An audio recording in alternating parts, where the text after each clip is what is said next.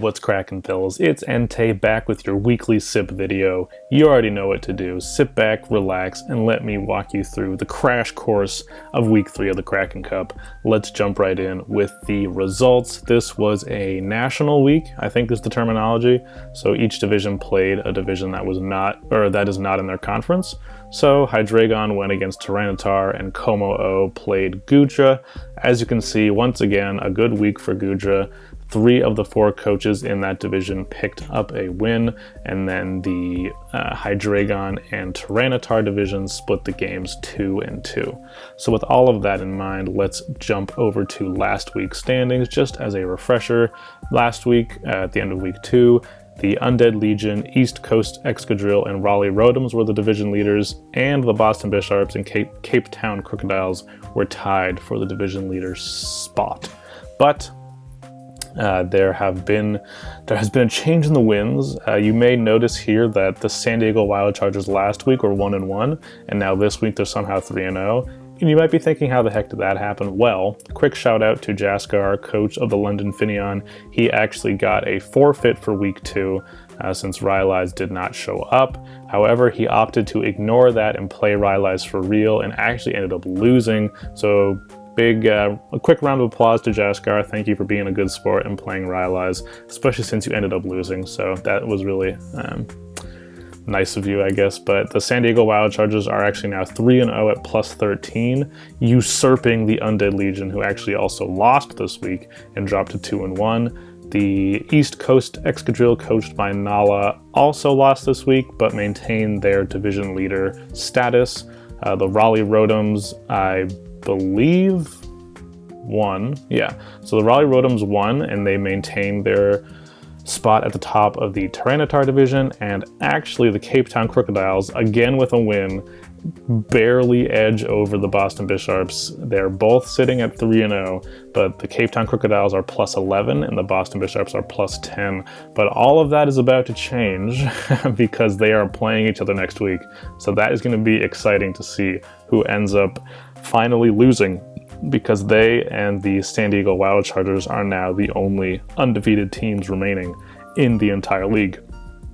So that's definitely going to be a matchup to look forward to. I'm so excited for that one. But let's not get ahead of ourselves. Let's go into the superlatives. First up being the best match. This has to go to Monk and the Classic City Crush versus Pisces and the Chicago Flashfire. This was a crazy match, super back and forth, had no idea what was going to happen, did not know who was going to come out on top.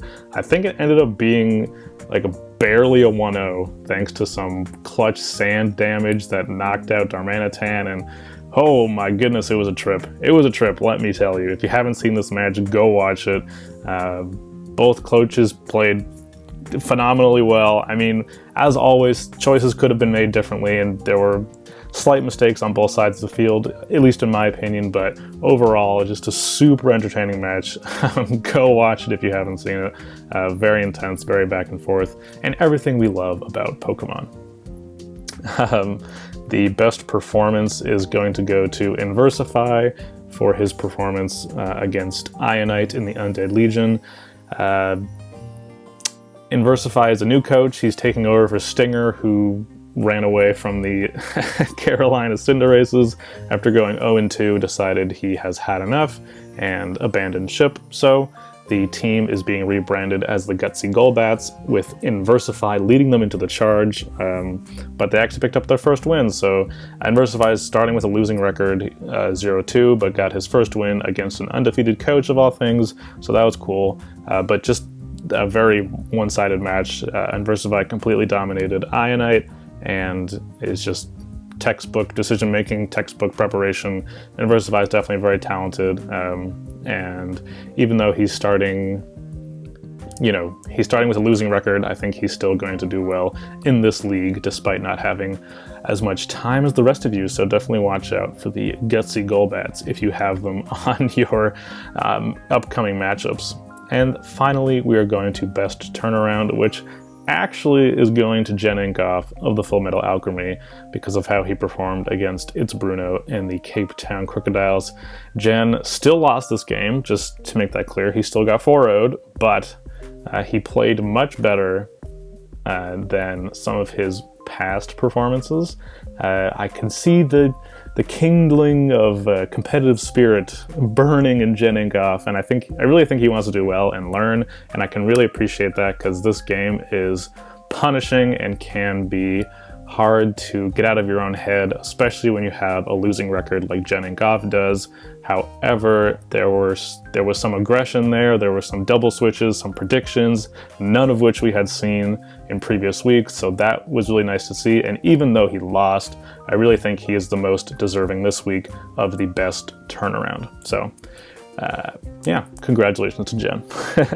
Next up, we go to the Pokemon Spotlight. Again, I don't know what the heck is going on with the text here. Kind of freaking me out at this point, but ignore that. I don't know why there's black lines everywhere, but it's going to Hydreigon because of how it absolutely butchered the Potown Nickit. Hydreigon, of course, of the Halifax Hydreigons. I think it got 5 of the 6 kills against the Potown Nickit. That was a pretty intense match as well.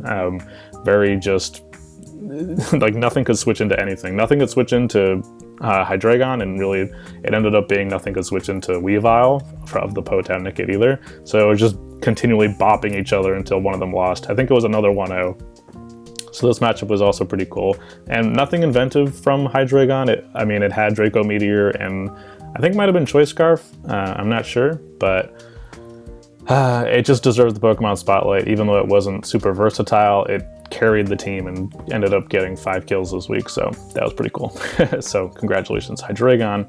And up next we have the power rankings. These were the power rankings last week, and you'll see them shift around here. Again, don't want to stay on this for too long. The Carolina Cinderaces are gone and the Gutsy Golbats are in, so that's why you might have noticed the words fading instead of shifting, because CAR is no longer a thing and now it's GUT, which is also why it's not in alphabetical order anymore. So I just realized I have to fix that because it goes Boston, then Gut, then Classic City Crush, so dang it. But yeah, things stayed about even. So 5 of the teams stayed in the same place.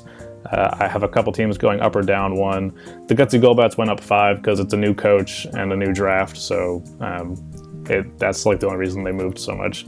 Yeah, that's pretty much all I gotta say. Please don't worry about these too much. They're not indicative of anything, but whatever. You know how I feel about those. Finally, we are going to talk about my predictions, starting with my predictions from last week. So here they are, and let's see how I did.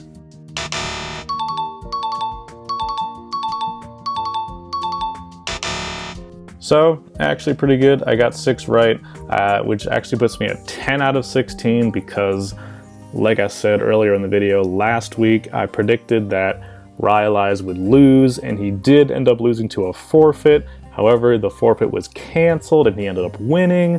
So instead of getting 5 out of 8 last time, I got 4 out of 8, and now plus 6 is 10 out of 16. Pretty happy with this. The one I got wrong, the Undead Legion, again, versus Carr, that didn't end up happening. It was Undead Legion versus Gutsy Golbats, and if I had known the coaches were going to switch, I might have picked it differently, but I am putting that behind me. I'm going to take the L on that one.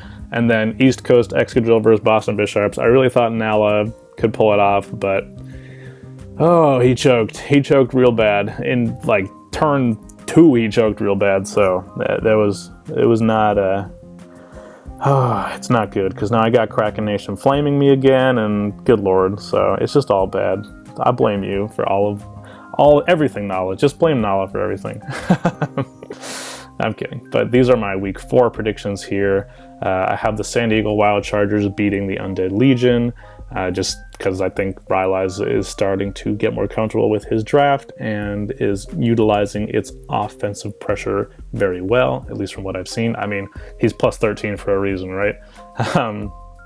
Then I have the Classic City Crush beating the Rosa Raiders.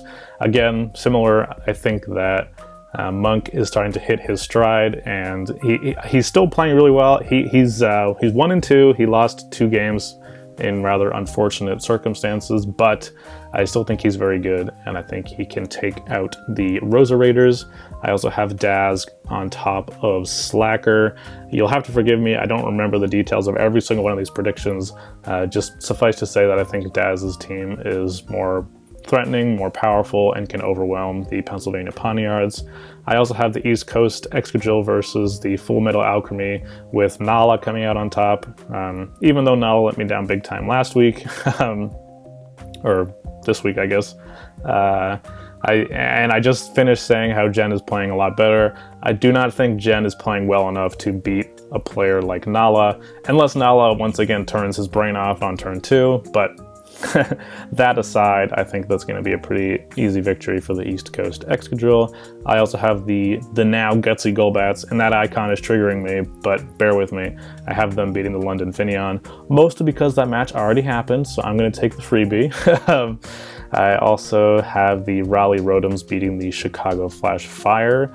I looked at the matchup, and again, don't want to say too much, but I think Pokeboy has a pretty good chance here, and the Chicago Flash Fire have suffered some unfortunate losses, maybe not performing as well as he wants to, so that's why I'm giving it to the Raleigh Rotoms.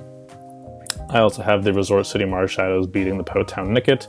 The Powtown Nicket are really struggling, they have yet to get a win, and I do not think that I do not think that they can beat the Hail team. I'm not even sure they have an ice resist, which is going to be rough going against the Resort City Marshadows. So, I mean, best of luck to Skull Bunny, but that's going to be a tough one. And then I'm very upset about this one. I don't like this at all. But I'm giving it to the Boston Bishops. I think the Boston Bishops have had the harder matchup, the harder season so far compared to its Bruno. And so they're both 3-0, but I think Krakenation's 3-0 is like worth more than Bruno's. And honestly, I think Bruno's going to get destroyed. That's just how it is. Krakenation has a tendency to make players play like complete imbeciles. So I think that's what's going to happen. The king that is its Bruno is going to lose the lossless streak. It's going to lose the win streak, there we go. And Krakenation is just going to keep soaring to greater heights. God, it gives me such pain to say that. Let's end this video quick. Thank you so much for watching. I hope you enjoyed Sip of the Kraken Cup Week 3. I will see you next week. This has been Entei, and Krakenation out.